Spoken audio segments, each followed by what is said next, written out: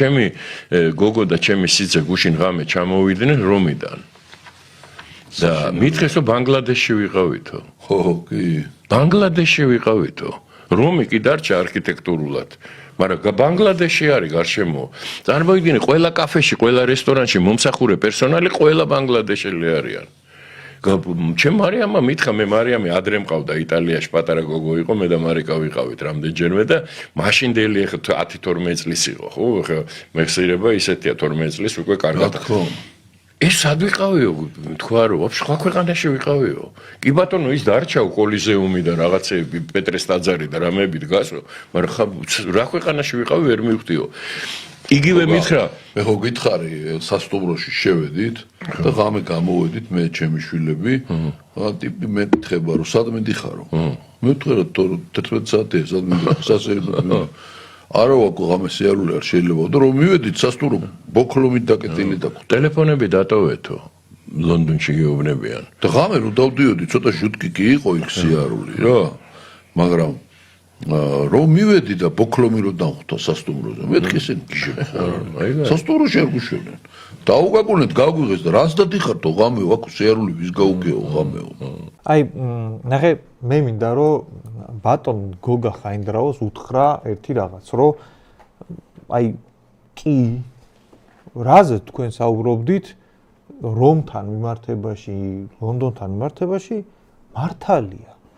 ოღონდ აი მანდ არის ერთი დასამატებელი. ნახეთ, ახალ წელს ხალხი თბილისის ქუჩებში რომ გამოვიდა, აქაც ზუსტად ეგ განცდა და ეუფლა, რომ მე მგონი აქ ბანგლადეშია და კი ეხა რაღაცა ნარიყალა კი დარჩა იქ და რაღაცა თავისუფლების მოედანი, მაგრამ ქართულ საქმე ვეღარ ვხედავ და მე მგონი ბანგლადეშია და ანუ ზუსტად იგივე ფაქტორით ნერვიულობს ხალხი აქ იგივე თემაზე, რაზეც თქვენ მანდ ნერვიულობთ რომზე.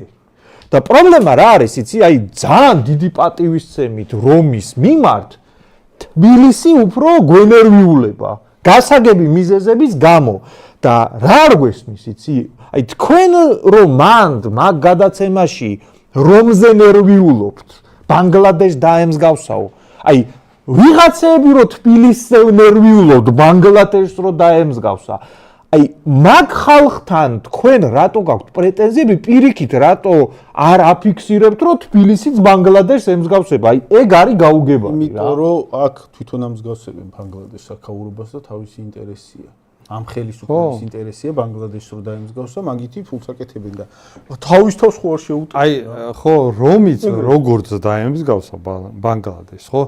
იქაც ვინც იძახა რომ მერე რა მიწას ხო არ მოიკიდებენ ზურგზე.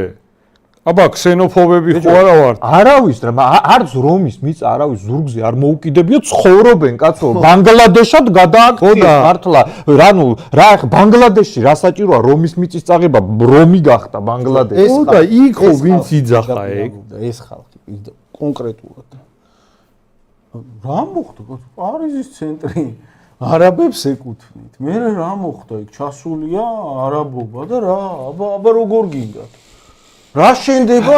რას კითხულობ? რა შენდება? რა შენი საქმე? შენ ხო ნახავ რაც შენდება. რას ნერვიულობ კაცო? აქ მე რა, იმის არაბობა იყო 400 წელი და ხო გადავში. მოდი ხალხი ნერვიულობ. ჩვენზე ასე ლაპარაკობს და მაგალითად რომ ნერვიულობენ აქ ბანგლადეშისაც დაიჭირეთ ესე რას ნერვიულობენ და აი მანდ რა კიდე და რომში რა ხდება რომზე მაგარს ეგ რაღაცა ცალკე ჟანრი არის, მაგრამ მე რა მგონია მნიშვნელოვანი, იცი რომ ხალხს აუხსნათ საერთოდ რომ ანუ რომი ბანგლადეშად რა ეკონომიკურმა მექანიზმმა გადააქცია, მაგას თუ სწორედ აუხსნით, გასაგები გახდება აქაც რატო ხდება ბანგლადეშიზაცია, ხო?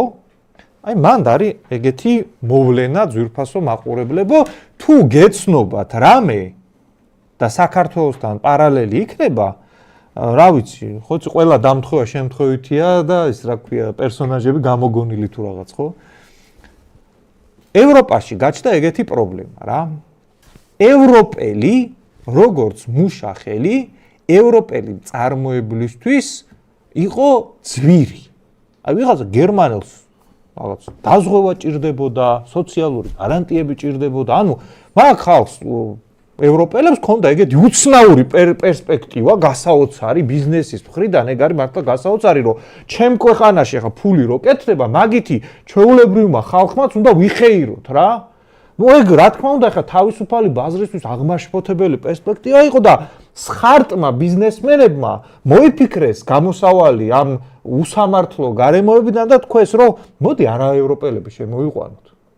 რაღაცა $2 და რაღაცა იმაზე, რა ქვია, მოსახარში, იმის, რა ქვია, ლაფშის ულუფაზე ეგენი იმუშავებენ.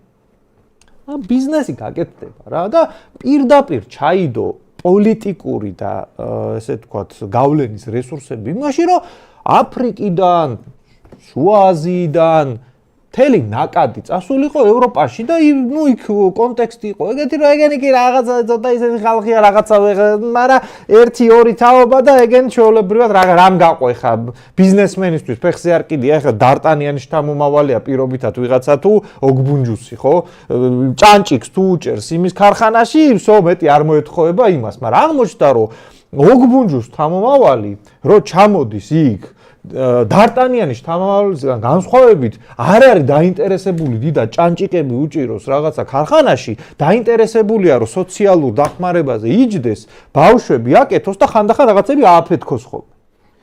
და ეს ჰოი საოცრება ცოტა გვიან აღმოაჩინეს გაიგე ევროპელებმა, მაგრამ ზუსტად იგივე მექანიზმი საქართველოშიც, აი იგივე პარტია, ბიჭო, იგივე, რამე სხვა კი არა. პარტია, რომელიც პრემიერ-მინისტრის გამოდის და ბერლინში, ბიჭო, იცით? მუჰამედი არის ყველაზე ხშირად დარქმევადი სახელი. კი, ბიჭო, კი, მართალია, მაგრამ შენივე პარტიის წარმომადგენელი რომ გამოდის, რომ საქართველოში ზედმეტად ძვირი მუშახელია და უცხოეთიდან უნდა ჩამოვიყვანოთო, აი, მაგორ რაღაცას შორის კავშირი რომ ვიღაცა მაინც ეგრე როგორ შეიძლება, ბიჭო, რომ რამაც იქ გამოიწვია და იქ არ მოგწონს. აქ იგივეს აკეთებ.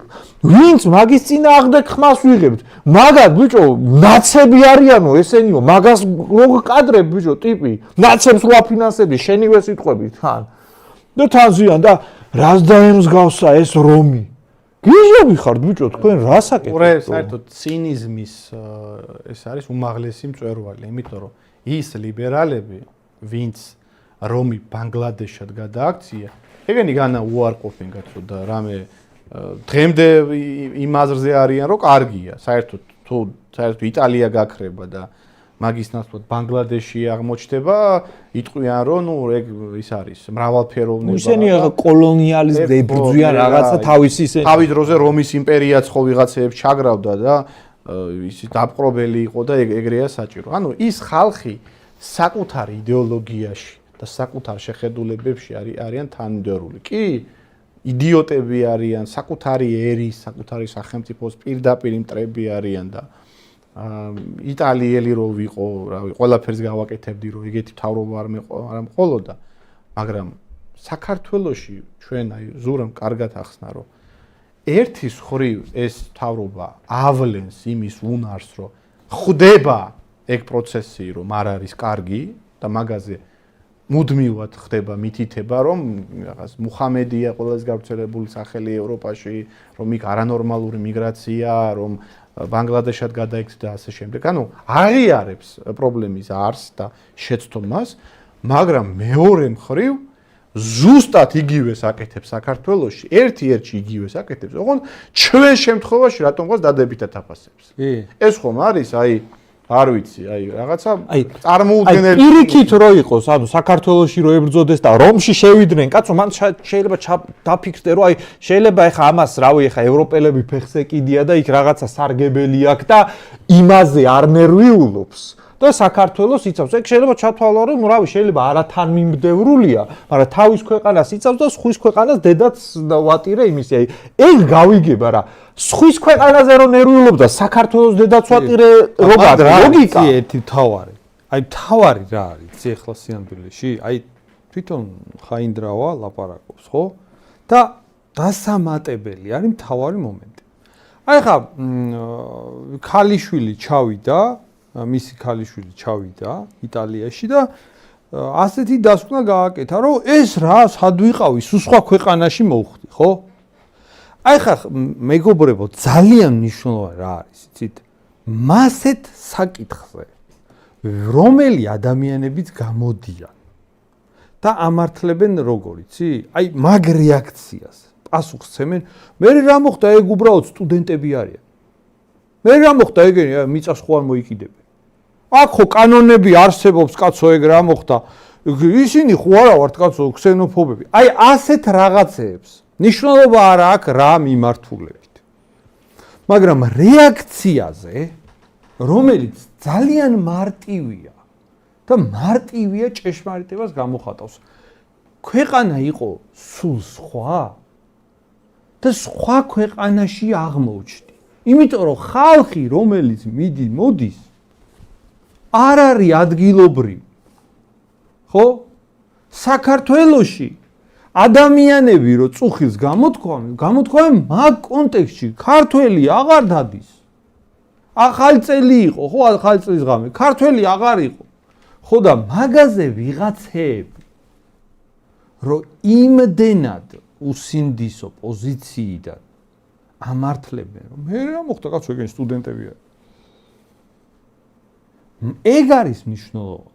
ნიშნულოვანი არის, როცა ძალიან მარტივ, რაც ყველას ესმის, მასეთ საკითხზე. ეგეთი დებილი არავინ არ არის, რომ ეგ არავინ არ არის, კი ბატონო. ყველას ესმის ეგ საკითხი. მასეთ საკითხზე, რომ რაღაცეებს იგონებს, რომ გაამართლოს მთავრობის პოლიტიკა, ეგ არის დანაშაული. ეგ არაფრით არ შეიძლება. რა ეკონომიკური საფუძველიც ჩამოაყალიბე ევროპის ბანგლადეშიზაციის. ჩვენთან მნიშვნელოვანია ითქვას, რომ მხოლოდ ეგ კომპონენტი კი არის.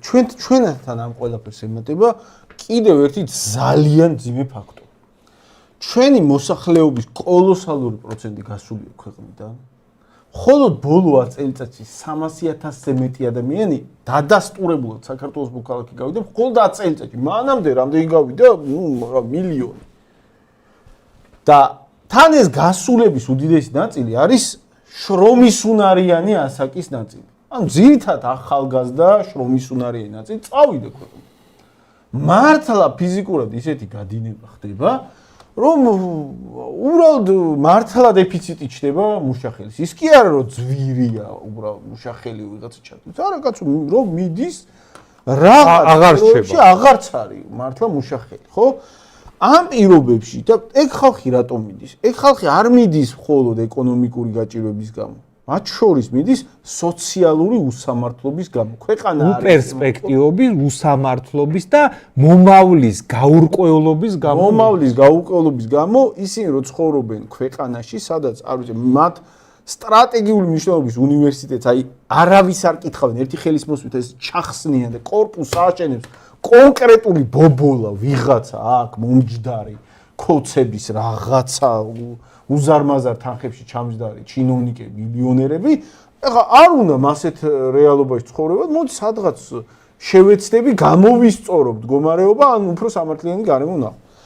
ამ პირობებში იღებ კანონებს, რომლითაც მიგრანტებს რასეულებს, რომლებიც ინახავენ 2.5 მილიარდი დოლარი შემოდის გადმორიცხვების სახით წელიწადში. ამათმა ხო რა ვიცი, მაგრამ მოგვადინეს, რა ვიცი. ძმრა დამოგვადინეს, ამაზე ლაპარაკი 7 მილიარდზე, 10 წელი უნდა დავხარჯოთ ეს 7 მილიარდი. 2.5 მილიარდს ყოველ წელს რიცხავენ მიგრანტები საქართველოში, ხო? და მიგრანტებს უთხრეს, რომ თქვენ ახლა აქაურობაში არ გეკითხებათ არაფერი, არ იცით აქ რა ხდება და ხმის უფლებასაც გართმევთ. ანუ რას ეუბნები, იცი? ხმის უფლების დონეზეც აქაური პოლიტიკის, აი უფრო იქნება რამენაირად უფრო სამართლიანი მოვაწყო რა ხმა მაინც გქონდეს ამ ქვეყანას ვინახავ 2.5 მილიარდს ვაძლევ ყოველ წელს, ხო? არა, ეგეც არ გეკუთვნის. ეგ ხო უთხრეს ერთი. და ასევე შენ აქ რო აი მაგალითად პოლიტიკური პროცესები არის ვიღაცა ინტერნეტ ტელევიზია გააკეთოს, ვიღაცა პოლიტიკური პარტია გააკეთოს და მას რო დაეხმარო ფინანსურად მიგრანტები, რომლებსაც აი უცხოეთის მოქალაქეობაც აქვთ აღებული. მაგაზეც აი ამ პარტიას ან იმას რა ქვია, მედიას შეიძლება სერიოზული პრობლემები შეექმნას, ხო? ან ჩახსენი მონაწილეობიდან საქართველოს პოლიტიკაში. ეგ რას ნიშნავს? ეგ ნიშნავს, რომ ძალიან ბევრი ადამიანი უბრალოდ ხელს ჩაიქნევს უსამართლობის, უპერსპექტივობის, აქაური პროცესების განსაზღვრის უკვე უნარობის კანონის თვალსაზრისით გამოუბრალოდ იტყვის რომ აი ნუ რავი ამ ქვეყანას აღარ დომები ვარ მომკვეთეს ყველანაირად და წავედით ეხლა მათ ადგილს რო ცარიელს არავინ არ დატოვებს მართლა დეფიციტი რო იქნება მუშახელის ვიღაცას რო ჩამოიყვანენ რა თუნა მაგას ლაპარაკი აი ხა ესეთი დონაცია მოვიდა რომ რომზე იმიტომ ნერვიულობენ რომ აქ ნაშოვნი ფული მე იქ უნდა დახარჯოს და იქ არ უნდა რომ იგივე დახვდესო და მართალია კი არის მაგ აზრშიც ლოგიკა ანუ ფული შეიძლება საქართველოში აკეთო მაგრამ იქ ხომ უნდა გქონდეს რაღაც აი რის გამოც სინამდვილეში აი ქართული ელიტის დიდი ნაწილი რის გამოც მიდის იმაზე რაც მიდის ეგ ხوارი რომ აი ელისეის მინდვრებში რომ კრუასანი ჭამოს ხო აი მთელი რაღაც მილანში შოპინგი ხوارი რომ აი აქ რაღაცა შავზე თეთრს ვამბობ რაღაცა კვერცხობას ვაправებ რაღაცა მეწუწება რაღაცები მაგრამ მე ამას ავიტან იმიტომ რომ მე ჩემი და ჩემი ცოლი უნდა ჩავიდეთ და იქ რაღაცა სვეტსკი პონჩი უნდა გავეწროთ აი ხა იქაც თუ ბანგლადეში დახვდა ეგ აღარ არის უკვე კაი რა